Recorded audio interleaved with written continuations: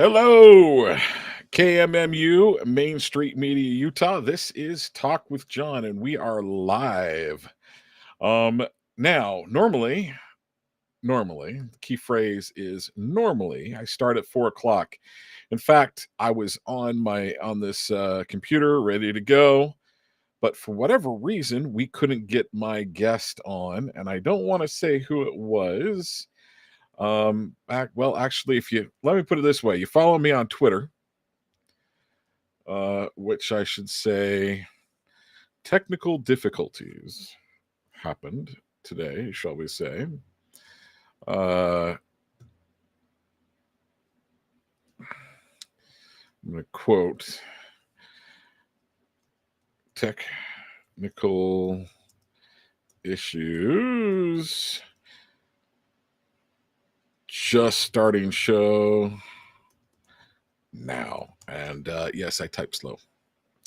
So I'm going to post that on today's post. So I should be having Joel Skousen. So what happened is our producer's not with us today, or my producer's not with us today. And he wasn't able to see, well, there's a place that comes, we use a platform to help us get people on. The person that I invited, the guest, could hear me, could see me, but I could not see that they were in the system, and I had no way of bringing them up, as it were. So we're going live now, so we might as well get to it. Thank you for joining me. This is Talk with John. I am your host, John. Kind of funny how that works. And today is Tuesday, August 12th, 2025. And if you're watching this live, thank you for joining me live. And if you're watching it not live, well, thank you for watching it. So any way you see it, thank you for watching. So let's get to before, hopefully we will have the 5 o'clock hour guest join us momentarily, and we'll see what happens. So I'm just going to be watching my phone more than I should, but I will be, hopefully he will be coming and joining us here momentarily. So folks, this is Talk with John, like I said, and I'm going to give out the show prayer and the show mantra. I hope the show prayer is, I hope my show is a gift back to my forefathers, the founding fathers, and may it be an acceptable token to our Father above. That's the show prayer. Show mantra. Where there is liberty, there is the Spirit of Christ. Where the Spirit of Christ is, there will be liberty. And the greater the Spirit of Christ, the greater liberty will be. That's the show mantra.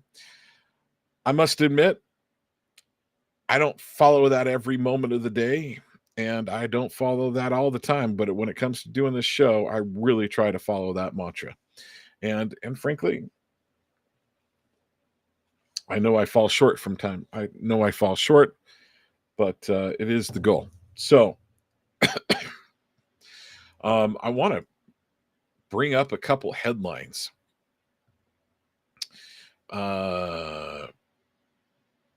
So Texas Senate officially passes new congressional map. Democrats storm out in protest. Oh boy, those poor guys. It's too bad.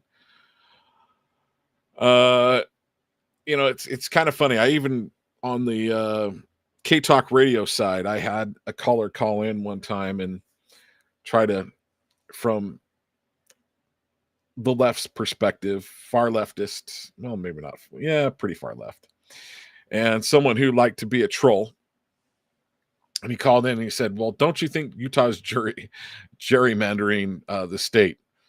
Well, come to find out, Illinois, where a bunch of those people went to, I mean, they've got the most gerrymandered state maybe in all of the United States. Yeah. Crazy. Next topic. Leaked FBI document reveals Jeffrey Epstein was a secret FBI informant report. Now, I love to mention every once in a while, I like to mention Ben Shapiro. Do I follow Ben Shapiro from time to time? Yes, I do. Yes, I listen to Ben Shapiro. more for what are his talking points and what's the talking point agenda of, I'm going to say, the mainstream Republicans, maybe slight neocons, maybe the Israeli perspective, because I'm going to give you my take on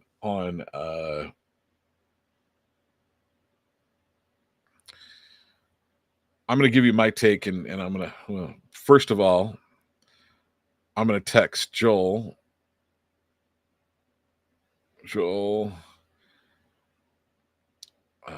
Give me a second, folks. I'm going to voice text this. Hi, Joel. Text me when you are able to get in. If I don't bring you on right away, would you send me a text? We've had some technical difficulties. So just sent that to Joel. We'll see what happens. He probably isn't in quite yet.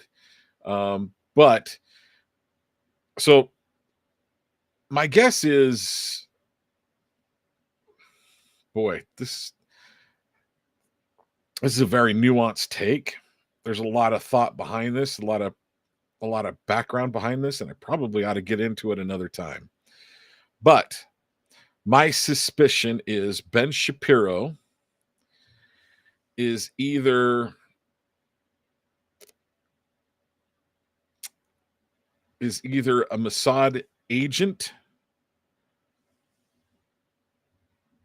I don't think he's a direct Mossad agent. I think he's an asset. But I suspect Ben Shapiro gets fed a lot of information from Israel. Now, John, why would you say that?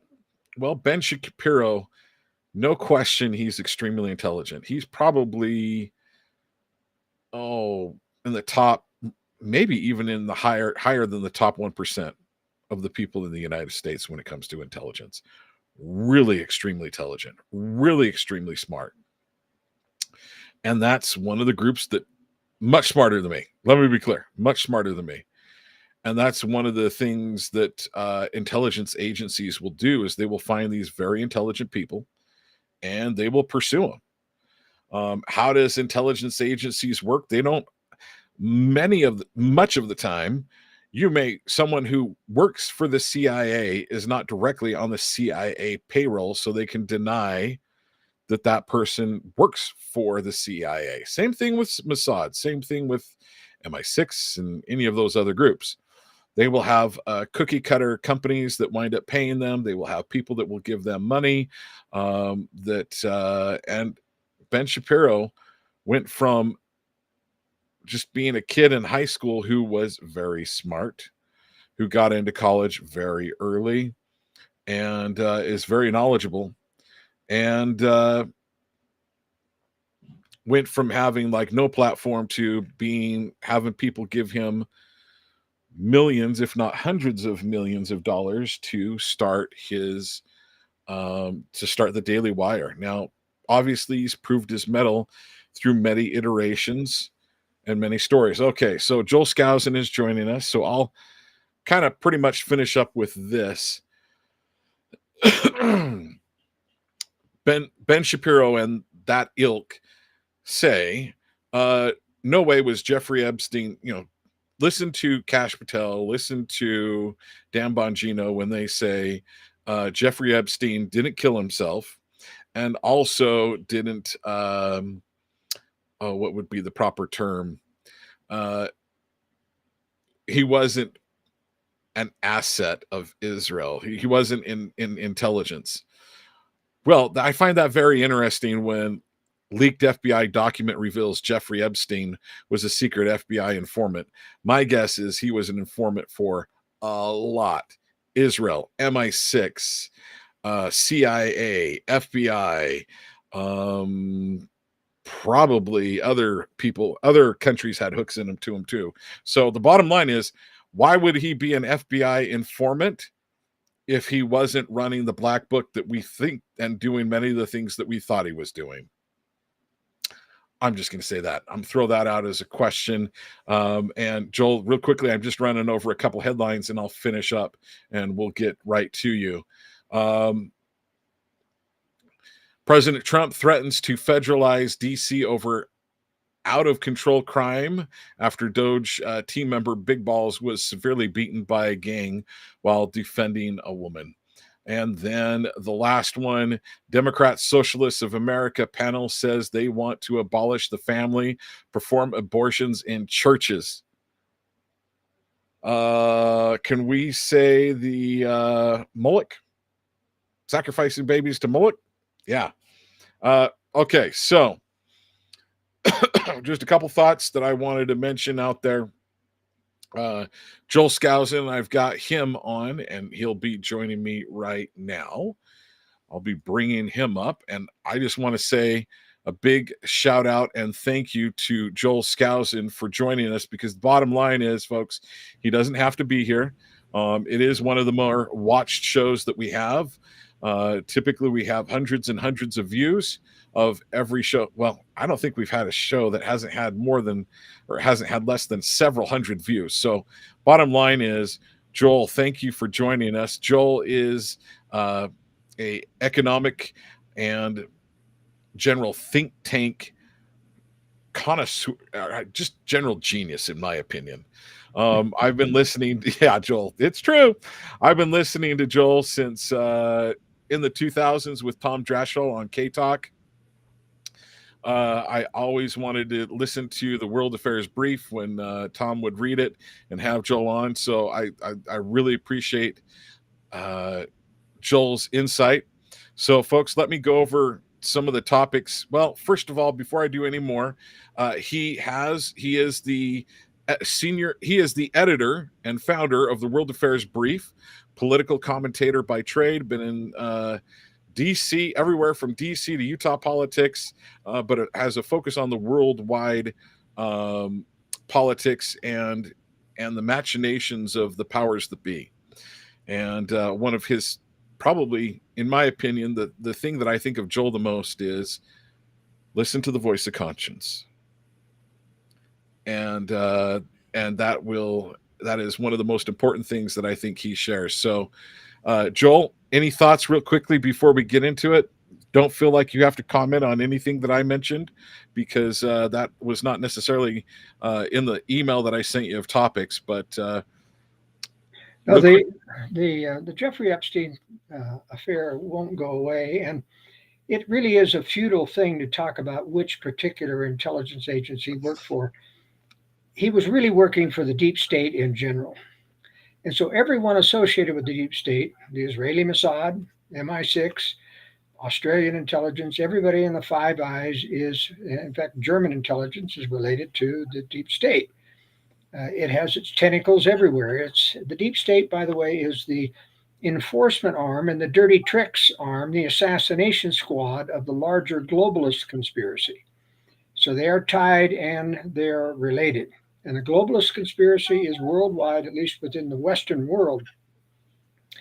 And so the deep state has its tentacles in every Western country in the EU, including, of course, Britain and the United States and Australia and New Zealand. So Jeffrey Epstein was running essentially a honeypot scheme, a blackmail scheme. Not that they ever really needed to use the blackmail.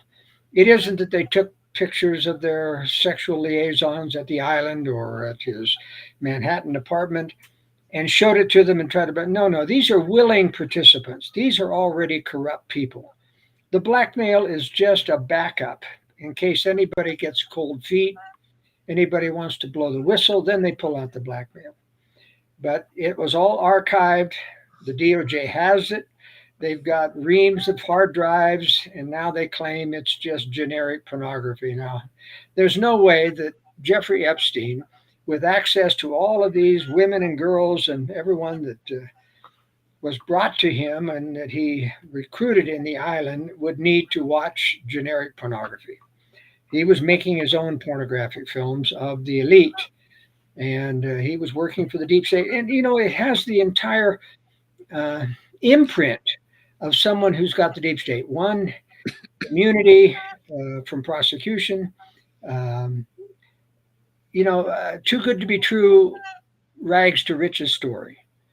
Involved, of course, with a lot of high-flying people in the financial world, especially the lingerie magnate from Ohio. These people are all evil, and he ran in those crowds, and Donald Trump ran in his crowd. And there's an awful lot of information and whistleblowers and people on the internet that don't make the mainstream media talking about how they dealt with Donald Trump and Epstein. And, Donald Trump was involved. He's a very immoral person. Now, he may not be into pedophilia, but he certainly is into morality. He's cheated on every one of his wives. So it's a sordid affair. It's not going to go away. It has discredited Donald Trump because he's tried to make it go away. And it's but let's not diminish this story by saying he committed suicide and Well, he wouldn't be an and if he was just a guy who was, watching porn, watching child pedophilia, he wouldn't be an FBI informant. well, that's disinformation about being an FBI informant. I mean, he was actually working on behalf of the deep state to get corruptive evidence on all the elite as Right. protection. As protection. He wasn't informing to the FBI on any one of these people. This is just backup stuff. This is disinformation to say he's an FBI informant. Now, was he working directly with the Israeli intelligence? I doubt it. As part of the deep state, and the Israeli intelligence being part of the deep state, yes, if they wanted him to secure or lure in a particular individual and get evidence on him, he would do that for them. But to say he worked for any one of these particular intelligence agencies is to diminish the broad tentacles of this entire operation. Okay, so let me rephrase why I think that statement of FBI informant. It's the beginning. It opens the door from the narrative of just some guy watching porn to, okay, it opens the door and starts to show everything that you just talked about and gives evidence to that is the case. That's why I think it's worth mentioning. Sorry. But where's the evidence that he's actually informing to the FBI? You see, that's the point. An informant, most informants, labeled informants, as they are agent provocateurs. And he fits that category more than he does the informant. That he's working on behalf of the dark side of the FBI to get dirt on the elite so that they can control them. I would concur. All right, so let me run over the list of the other things that we had other topics. So Trump's deadline for Putin ends. Now what? That was last week. Donald Trump will sell to NVIDIA chips from China. Trump pulling back on tariffs with China. Trump, Putin to meet in Alaska. Why and what does it mean? So why are they meeting there of all places? And is there a meaning behind it? Will Zelensky go to Alaska? The case against Obama in the Russiagate conspiracy, vaccine wars, the Empire Strikes Back, and Israel's intent to occupy Gaza. Where would you like to start? Well, let's start with the big story, which is the negotiations going on with Donald Trump and Putin and possibly Zelensky. The deadline had passed, and suddenly diplomacy got very active in Russia. Now, he already has started to implement tariffs on India, for example, who's the main reseller of Russian oil, breaking the sanctions and even marketing Russian oil back to the West, which is the highest form of irony in terms of kickback to your own sanctions. But India was only penalized at 50% in tariffs instead of the 100% that Donald Trump promised initially, that he was going to put 100% tariffs on anybody who was remarketing. And India is the big one. And so if he marketed that down to 50%, he's pandering, of course, to the business people and the industrial people who do business there. So what happened on the Wednesday, it would be a week ago tomorrow.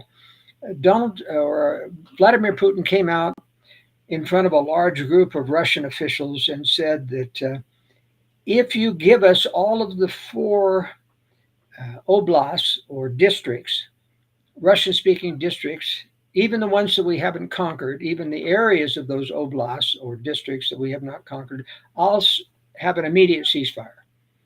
Now, noticeably missing from that is the one sided requirement that he's always put forward that you've got to essentially disarm Ukraine, that the West can no longer ship any more weapons to Ukraine. Now, that's a telltale sign. That meant I want them vulnerable so that when I break this ceasefire and I go to invade Ukraine, I want them vulnerable. That's what he was telegraphing before. And that's, of course, was totally unacceptable to Zelensky, as it should be. The Russians never make a deal for a ceasefire unless it is to their benefit. And of course, they aren't making an agreement, to disarm. They aren't making an agreement to withdraw their forces from the Donbass. And so Russia is in a major rearmament agenda right now.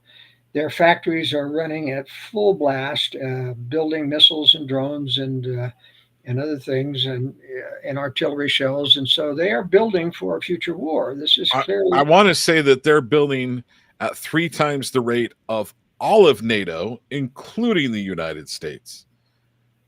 Well, that's true. Now, there is a difference in the sophistication of the armaments in the West and the fact that we have to pay for it. They use their command economy to simply demand that the industry builds that and use inflation to cover for it, or oil revenue when they do pass out money. But you're right. They're rearming at 3 times the rate, and China's rearming at about 5 times the rate of the West. And so these are the two enemies that are building for World War III. And but what Putin did in presenting a milder form of his demands was to lure Donald Trump into a meeting, with Donald Trump basically saying, okay, now we've made some progress. Now we're close to an agreement. All we got to do is convince Zelensky to give up this other territory and we'll have peace. Well, you won't have peace. Remember that the Soviets, who faked their own demise in 1989 to 91, they basically gave orders to the various communist dictators to stand down the military, stand down the Stasi, stand down the KGB, to let the protests go forward. But before that phony fall of the Soviet Union, they put the Russian-speaking areas, these 4 districts, into the borders of Ukraine so they would have an excuse due to antagonism, the natural antagonism that happens in any country when you move in Russia. Now, Putin says, these are our brothers. We are one nation with Ukraine. That's baloney. In 1933, when Stalin killed over 2 million Ukrainians, starved them to death, the Ukrainians hate the Russians. At least the Western Ukrainians hate the Russians.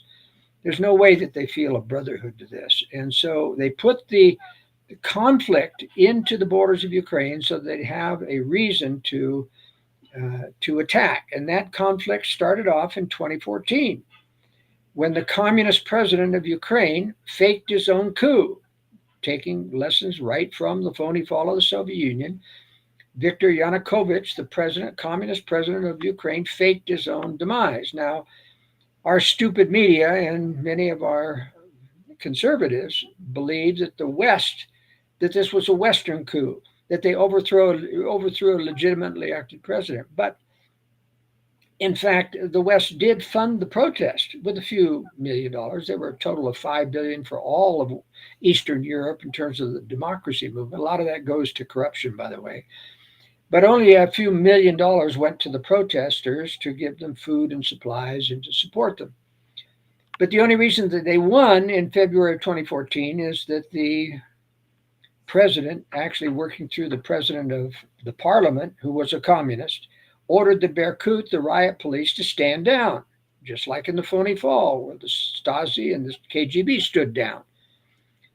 Do the protesters make the Berkut stand down? Did the protesters in Germany make the Stasi stand down? Did the protesters in Red Square make the KGB stand down? Not at all. These were commands from the higher ups. And Putin even admitted that to Vladimir Putin in his interview in Moscow when he said that the Russian hierarchy initiated the fall of the Soviet Union. Now, that didn't mean anything to Tucker Carlson because he didn't remember that the official story is that it was a spontaneous revolution that the Soviets couldn't control. But that wasn't true at all. They gave orders, according to Erich Honecker, to stand down. And so Viktor Yanukovych gave orders to the Berkut to stand down. The protesters left the Maidan Square. They even walked through the presidential palace. There was no guards on the palace. That's how much of a stand down there was. You can't tell me that this was a Western coup. Only the communists could have given the order to the Berkut to stand down. And the Soviet Union would haul hundreds of people sometimes in an evening, into the gulags. They take them off the streets and haul them away. They're the communists were the ones with the guns. We saw what happened in China when there was an uprising at Tiananmen Square.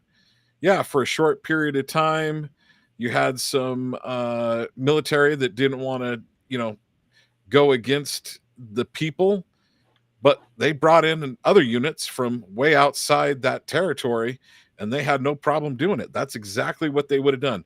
It was allowed to happen because when the government has all the guns and the people don't, all they have to do is open fire, and it's toast.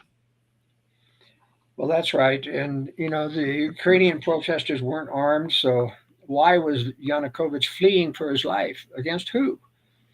Well, there were some agent provocateurs in the Berkut that were shooting protesters and shooting some of their own police people to blame it on the protesters. That's how this very sophisticated deception works. But in any case, I am afraid that Donald Trump is being set up to sell out Ukraine and to put maximum pressure on Zelensky to give in to this ceasefire. And Putin may or may not have to give up his demands that the West cease arming, but he doesn't really have to. I think what he's figured out is if I get Zelensky to give me all of the 5 or 4 Russian-speaking areas, Donald Trump will voluntarily stop giving arms to Ukraine because it's over. So he won't have to demand it. Donald Trump will stupidly go along, not understanding history. The communists always come back, just like the North Koreans are coming back eventually to attack South Korea after the ceasefire that's lasted for so many of these years. And why? Because Russia and China have armed them to the teeth with nuclear weapons and even submarines. So this is an inevitability, the Korean War. I don't think it'll break out until the war with China, which will start with the Chinese attack on Taiwan, because North Korea will piggyback on that attack if the U.S. tries to interfere and strike U.S. forces in Korea, in Guam, and possibly even Hawaii. That's going to trigger World War III. Now, I have a question for you. Do you think there's any significance that they're meeting in Alaska as opposed to like Camp David or Washington, D.C.? Do you think there's any significance to the location of where they're meeting?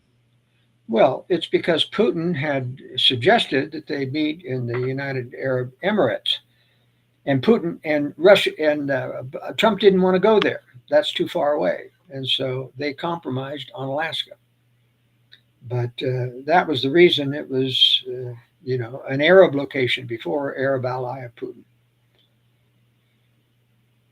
So I just find it interesting that Putin is willing to come to the United States on United States soil, and I wonder if there's any significance that he's willing to meet in Alaska, the last piece of the United States. No, there's nothing about that. The only thing is he's trying to accommodate Donald Trump. He's softening him out.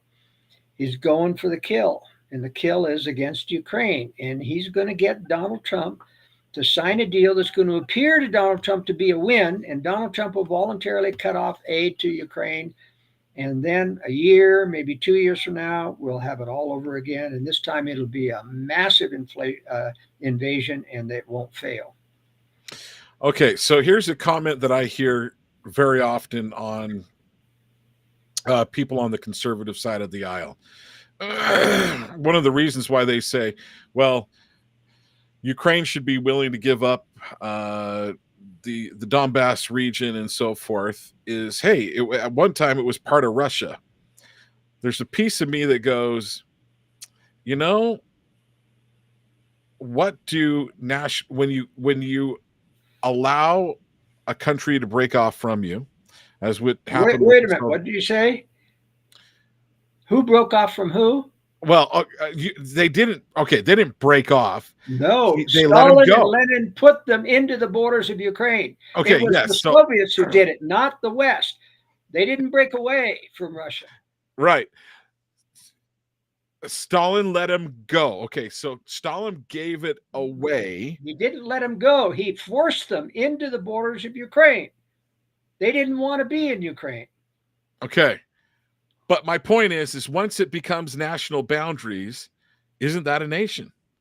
Isn't that their nation? And then we should respect national territory. Well, in principle, I don't agree. I believe that people ought to be able to choose which country, especially when you have ethnic Russians who want to be part of Russia, they should be part of Russia. The point is, it's been so long now that a lot of the major breadbasket agricultural things were in these four areas in the Donbass. And Russia also wants the entire southern border with the Black Sea away from Ukraine so that Ukraine doesn't have access to any oceans. And he is not going to get that in this particular negotiation, but that was part of where he was pushing into the war to get the entire Black Sea coast going. So, but you've got to remember a lot of the major armament factors, the nuclear power plants, all of that was in the Donbass. And Ukraine, of course, depends on that electricity from the nuclear power plant as well. And so it's not a matter of national territory. You probably ought to carve out, if you're going to give back, and let the Russians secede, as I believe in secession. If you're going to let the Russians secede, then you've got to carve out the essential portions that still, belong to the infrastructure of Ukraine, like the Zaporizhia nuclear power plant. Okay.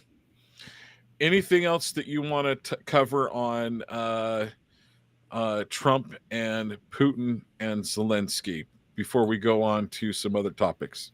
Well, Zelensky is going to be a reluctant participant. He knows that the cards are going to be rigged against him if he goes to Alaska. He'll be under maximum pressure by Trump to give in to Putin. Now, he doesn't trust Putin. None of the Western Ukrainians trust Putin or the Russians. Now, you got to remember, because of the phony fall of the Soviet Union, there were a lot of communists still in Western Ukraine, like the president, Viktor Yanukovych. Now, the mainstream media will say he wasn't a communist. He was a pro-Russian. No, he was a communist. The communists had the majority, for example, in the Rada, which is the Ukrainian parliament. So there's a lot of communists still left over, and they were never purged from government. That's why there's been so much corruption in Ukraine.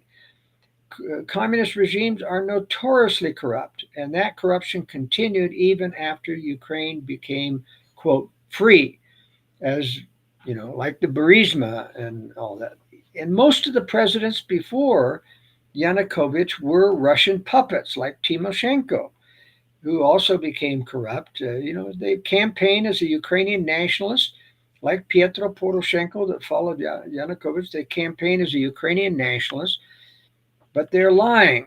They're part of the secret communist forces that remained in power in Ukraine afterwards. And Zelensky's not part of that group. Now, he's not a moral person.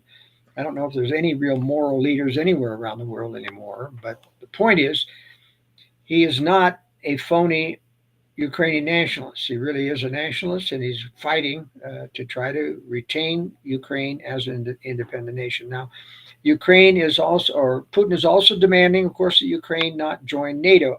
Now, I don't know why he can stand on that, but he already has the Baltics, part of NATO, right on his border.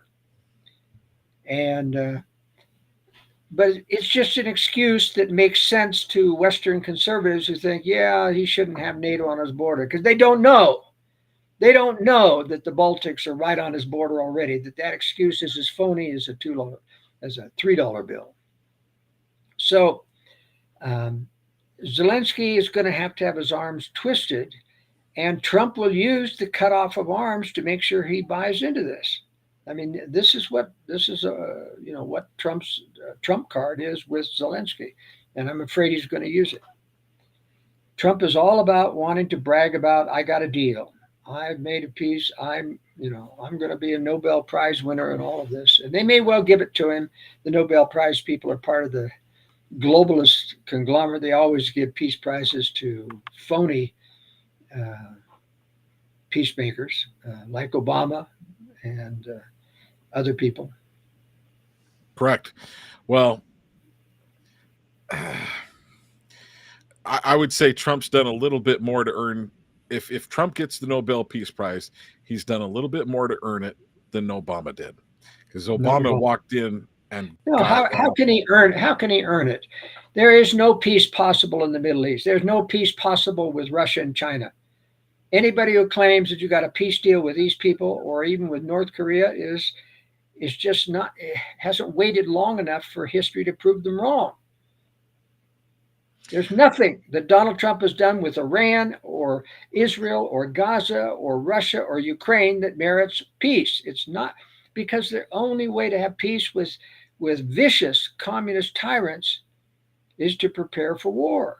There's no way to make a peace deal. So I'm not buying that he's worthy of a peace prize. Okay, I would concur that there is not going to be a true peace. But how about this? The overall look of peace. The The facade. All right. yes, the facade of peace. Come on, that means nothing to me. I I don't buy into facades. I've never bought into the Nobel Peace Prize. Martin Luther King, come on. He had orgies with prostitutes the night of his Peace Nobel Prize ceremony. So that's why I like having Joel Skousen on, is because he immediately pushes back with history, folks. And yes, thank you, Joel, for your comments. I appreciate them. All right, so let's hit. Where do you want to go next? Trump pulling back on tariffs with China. Yeah, let's talk about the tariff issue because, for example, he just put the highest tariffs in Europe on Switzerland. Is that because Switzerland has high tariffs against the United States? No, it's because there's a massive trade imbalance between Switzerland and the US. We buy a lot more Swiss products than they buy from us. Now, they're a very sophisticated country and they buy mostly from the EU because the EU can supply most of what the US has. But Trump is penalizing them and forcing them in negotiation to try to buy more from the United States. That's not the purpose of tariffs. There is no such thing as a trade imbalance. In other words, I don't care if you don't sell anything to the country and they buy everything from you, or you buy everything from them. If you're buying from them, you value what they have more than your currency, and they value your currency more than the product that they're giving you. Every trade is a voluntary balance. There is no such thing as a negative or trade imbalance that is improper. It's all free market economics. So Trump is operating from a skewed view of economics in trying to force countries, and every one of his trade deals, every single one, where he lowers the trade, they have offered, and many times this is false, like the EU offering to buy $200 billion worth of products and energy things in the United States. We don't have any more natural gas that we can, compressed natural gas that we can send to Europe. We're already at max capacity. So what kind of paper promise is this? They're going to buy $100 billion worth of natural gas from us. They can't. We can't supply it. These people are playing Trump. So this is one of the things that bothers me about Trump, but also one of the things I've got to look at and go, he's just surrounded by some really, really bad people. That's something that's something that he should be told. Hey, we don't have it to give. And I think Donald Trump came from the business sector, where if you have someone that if you've got a key person within your organization that isn't telling you, hey, there's not enough steel that we can buy to build it, to make this building, there's not enough steel out there to be bought, it doesn't exist, we can't do it, that individual gets fired. And not only that, they get blacklisted and no one would want to hire them, right? And you don't make a contract with a company that can't produce. Right. It's not worth the pen and ink that it's written on. Now look at the tariff problem. He keeps giving extensions to China. Just gave him another 90-day extension on their tariff increases. Why? Because they're promising to loosen up a little bit on the rare earth minerals. Now, they do have the rare earth minerals that they can supply us. But China is playing Trump with that. They're seeing how much leverage they can have. Instead of Trump upping U.S. production of rare earth minerals, we've got the full complement of rare earth minerals. It's just more expensive to produce here. Well, cost be damned, let's get the rare earth mineral industry and processing facilities starting to produce, because we're going to have, war with China is inevitable. All he has to do is talk to his military advisors and they'll tell him that.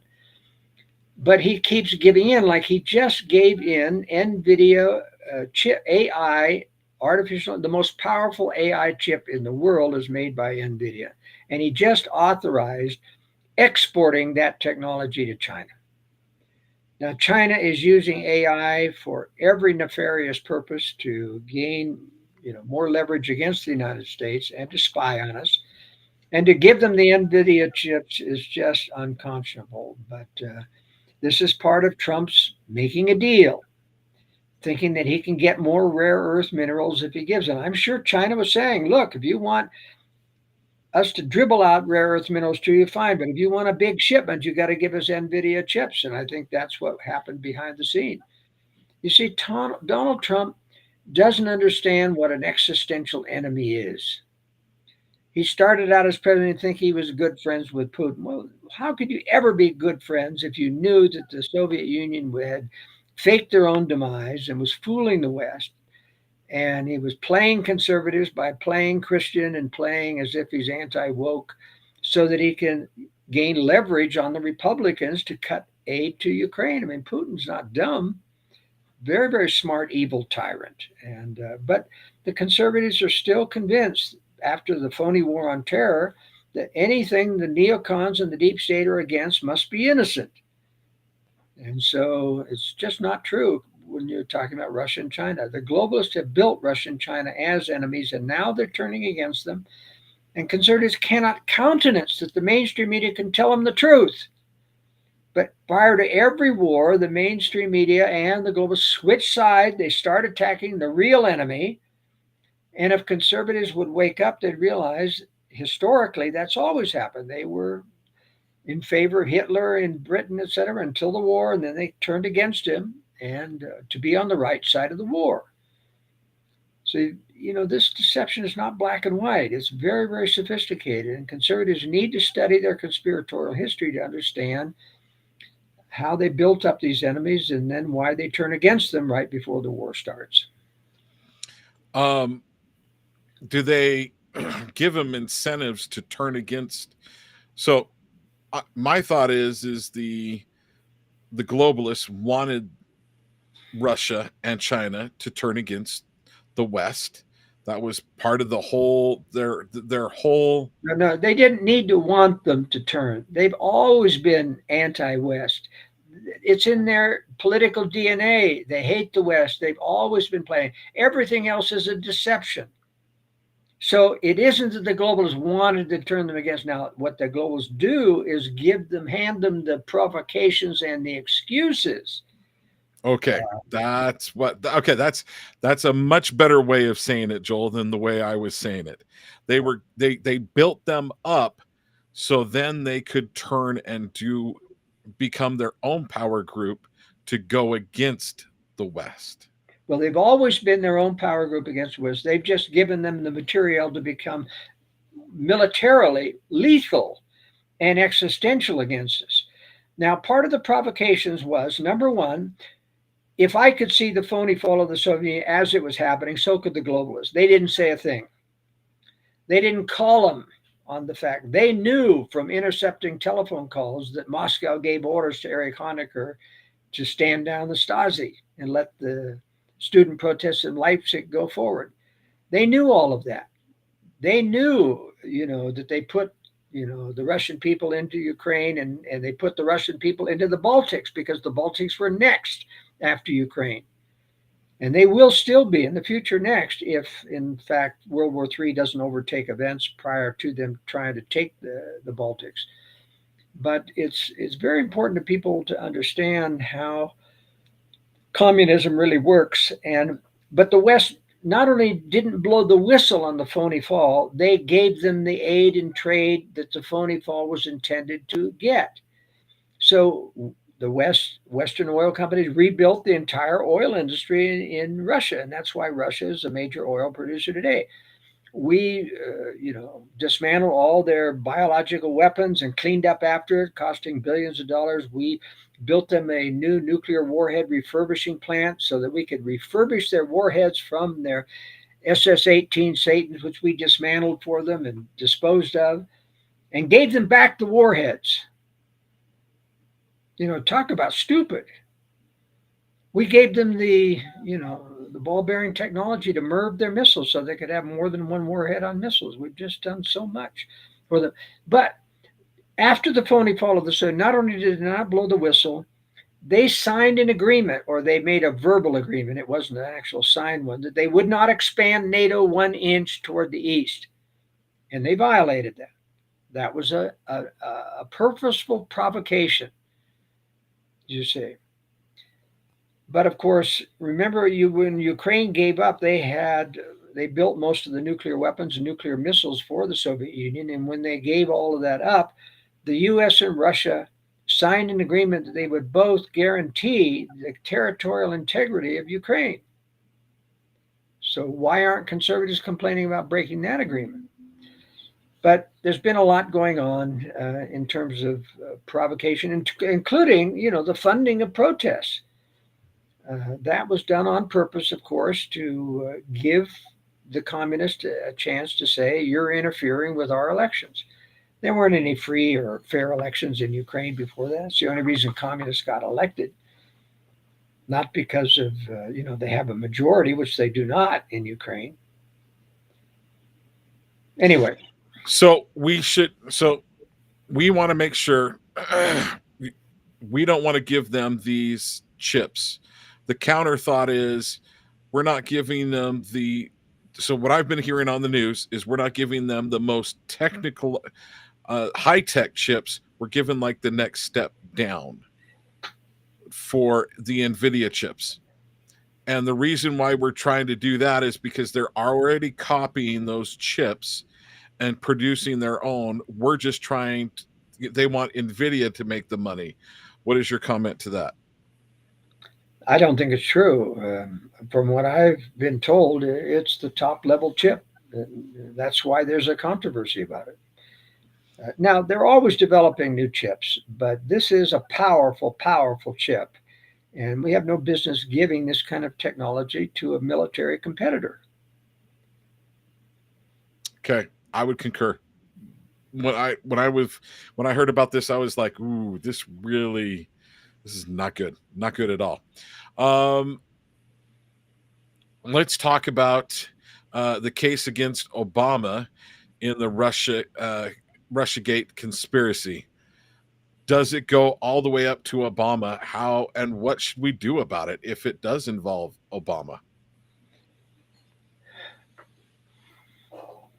Well, it does go all the way to Obama, but you have to remember that Obama was a puppet just like Joe Biden, more capable, of course, and smarter, but he still watched a lot of football, at the White House until he got, a briefing, and he was a puppet president. So anybody who put out the disinformation that Joe Biden was being controlled by Obama, it's just not true. Obama is not a high-level player in the globalist conspiracy or the deep state. He's a useful former puppet president, he has some charisma and he's got a lot of play with Democrats. But yes, he was involved. He was knowing what was going on. He authorized a lot of it. But I don't think for a minute that he started it. I don't think that he had anything to do with the Steele dossier. But when it came across his desk, he of course passed it on, and he helped sway a lot of intelligence, or at least direct the intelligence people to continue to support this. So he could be prosecuted. This is certainly not something that a president would have political immunity from. That is trying to falsify intelligence to be able to bring down an opposition candidate. He'll claim, just like Donald Trump does, presidential immunity from this, but I just don't think that it's going to hold water. Remember, these people have immunity promised them by the deep state. There's still plenty of deep state people within the judges, especially. Now, maybe the Department of Justice is more or less on Trump's side, although I really wonder when Bongino and Kash Patel came out and said that um, they've seen the reports and that Epstein committed suicide. I mean, he couldn't. The designer of that cell said it was impossible to commit suicide in that cell. And there's been forensic evidence apply or forensic analysis applied to all the video that was produced supposedly about the television cameras, which weren't supposed to exist, by the way. You know, they had been lost, showing this, but how it isn't the cell, you know, that he was in, how it wasn't even on the floor that he was in. It was the camera has been, you know, faked and otherwise altered to be able to falsify the evidence. So that's our own DOJ covering for Epstein. So I don't know how much you can trust in them. The deep state is still there.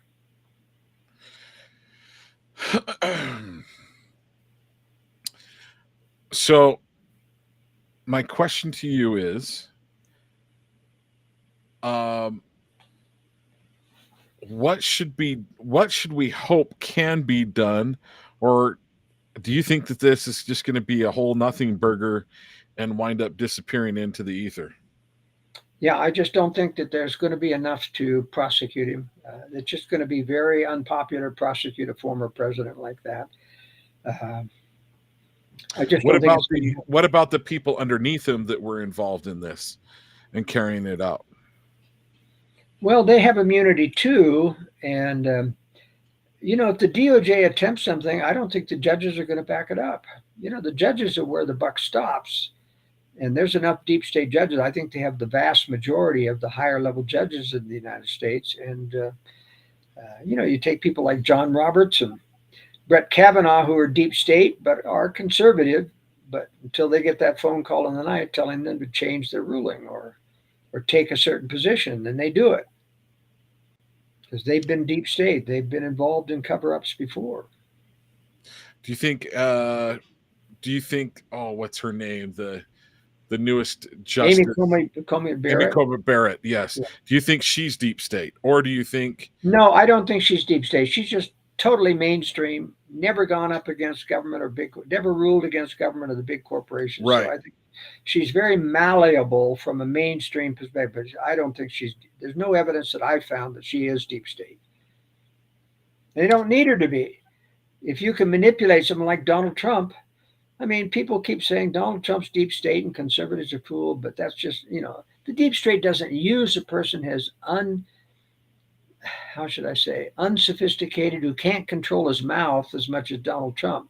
That's not deep state material. He's highly manipulable. That's true. And they know how to play Donald Trump. Xi Jinping knows how to play Donald. Kim Jong Un knows how to play Donald Trump. And Putin knows how to play. And Putin is going to flatter Donald Trump and present him with an easy solution and going to make Zelensky look like the bad guy. And Trump's going to turn against Zelensky. So I'm really doubtful that this is going to, you know, if it's peace in Ukraine, he deserves the phony false, you know, Nobel Peace Prize, because this is going to result in another war someday. Yeah, I'm trying to think of it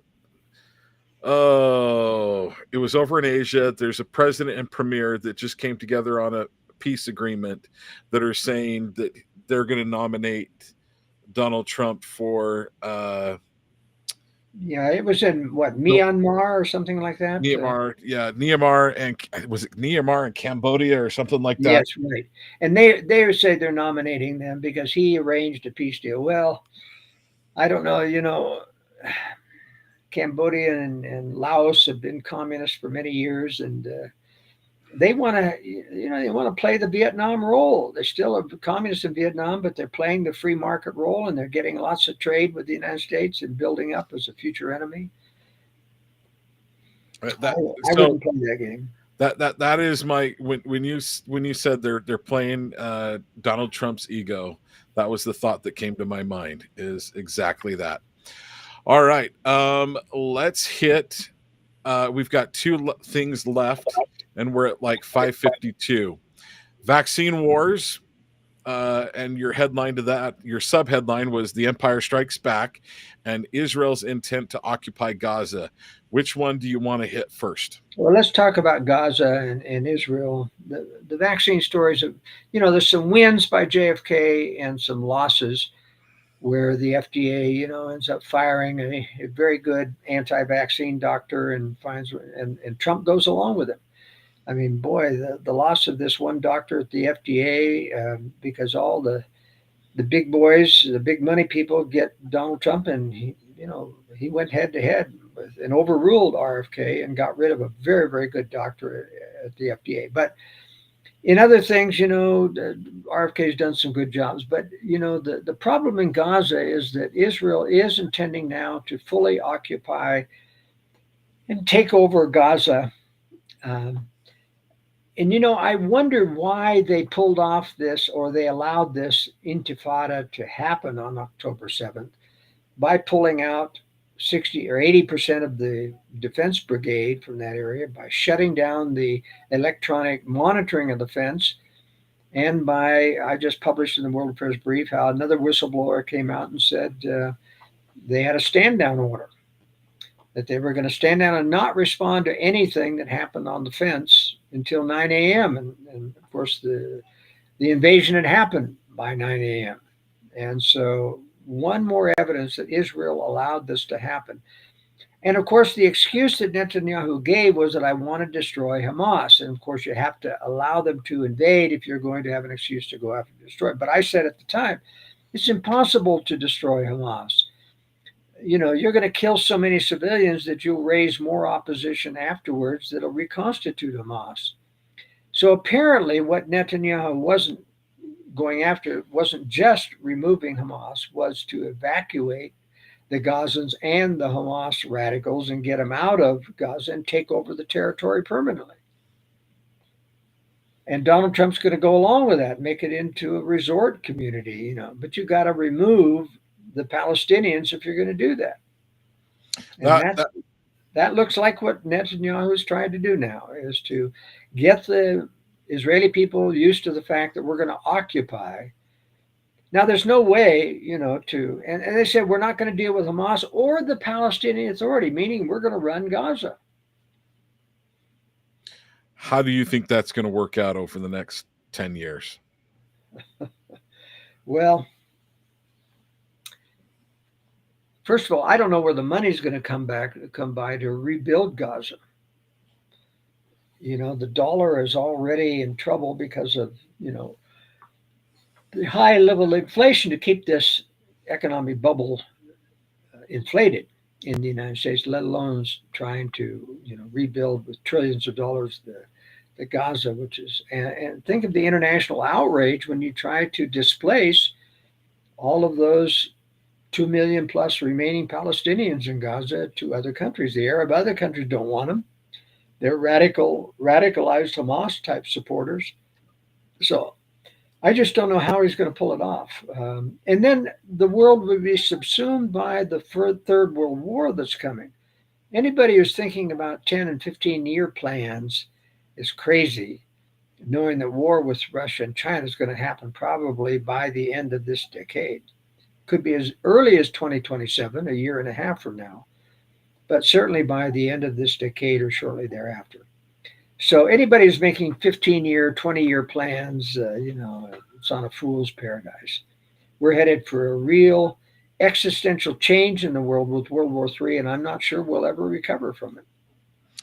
Okay, I've got a question that I've been trying to get a hold of someone that I think would know the answer to this. Let's go back to October 7th. One thing that we know is they have attack helicopters on station. In fact, often, uh, from what I've been told, other stories that I've heard, um, repeated in the news, that they actually have pilots, often Israeli pilots, often in planes, loaded up, gassed up, engines primed, on a I forget what it is, not a CPU, but just an auxiliary engine out there, so they can just fire it right up, and they could be up in air, and they could take off within a few minutes. One thing that I've tried to find and ask someone who, a former Apache pilot, or a former Apache squadron leader, how long from getting a phone call and saying, "Hey, we've got problems, we need you in this sector," how long does it take? Let's say that the Apache isn't loaded, it isn't gassed up. How long would that process take? And I've heard estimates of anywhere from half an hour to 2 hours, but yet it took 7 hours for the Israeli to finally show up, and they had retired generals, driving their personal vehicles down to get there before the Israeli government showed up, or the Israeli Defense Force showed up. So that's one thing that just keeps going through my mind.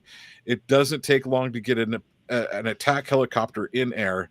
But do you have any answer to that question? Have you ever? Yeah, the answer is very simple. When you're on standby, you can be in the air, even if they are armed. Standby helicopters already are armed, so that isn't a matter of loading. They can be in the air in 5 minutes when they're on standby.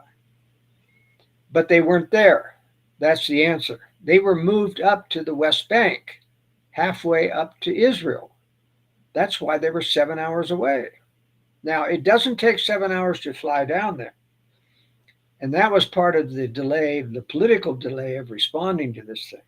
Those aircraft from the West Bank could have been there in 45 minutes. That's the key point to me. That's the key point. They weren't in southern Israel. None of the aircraft on standby were. They were all moved north. But they still could have been there within 45 minutes. And they weren't. To me, that is the biggest key right there. They could have been there on station in 45 minutes, and that would have changed many things that happened on October 7th. All right. So as I say, when you have bad guys in Israel running Israel, and bad guys in Palestinian running the Palestinian, and bad guys in Egypt, and bad guys in Saudi Arabia, there's no peaceful solution to this. And they're all corrupt. Do you think they're all pretty much equally evil? No, there's always differences. I mean, the Jordanians are not as corrupt as the Saudis. The Saudis are some of the most corrupt in the world in terms of, wealthy corrupt. But it's the same thing in UEA and Qatar and other places. The Arabs that are wealthy are corrupt, especially morally. They don't live the Islam law. Well, we're at 6:00 right now. So, Joel, I'm going to say thank you. Joel, will you please tell our audience how they can go about finding more about you, and get a copy of the World Affairs Brief? And frankly, folks, I say this every time. I subscribe to the World Affairs Brief. I appreciate it. That way I can be driving while I listen to Andrew Skousen read it over an MP3. So I can consume it either by reading it, or they have an MP3 version that normally comes out on Friday afternoon.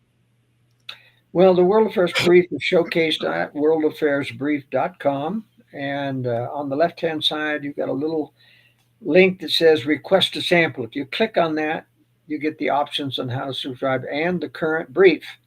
Now, it's a one-time sample. That's not the way to get the brief, by clicking on sample every week. But in any case, that's how you find out about the World Affairs Brief. And there is a modest price of $48 a year, about $1 a week for my views on the world. If you're interested, go to worldaffairsbrief.com. Joel, thank you so much for joining us today. I appreciate you being here. It takes us a minute to sign. It takes it a minute to sign out. I've got a quick question that I want to ask you offline about possibly a future subject I want to talk to you about. So, Okay. folks, this has been Talk with Jon. Joel Skousen, thank you for joining me. And folks, we look forward to talking with you